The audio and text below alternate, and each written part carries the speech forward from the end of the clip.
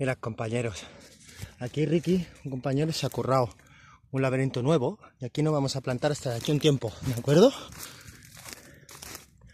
Mirad qué pedazo de laberinto. Un pasillo en la zarza, ¿lo veis? Pues ahora lo que voy a hacer es en distintos puntos a lo largo de esto, donde quiero que el jabalí trabaje,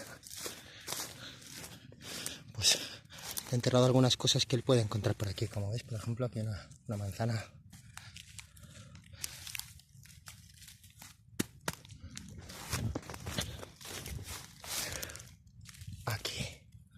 Aquí he puesto bellotas.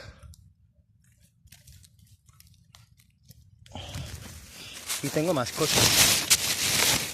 Tengo uva, tengo un caqui. Cosas que él encuentra por aquí porque se cultivan por aquí. A ver si funciona.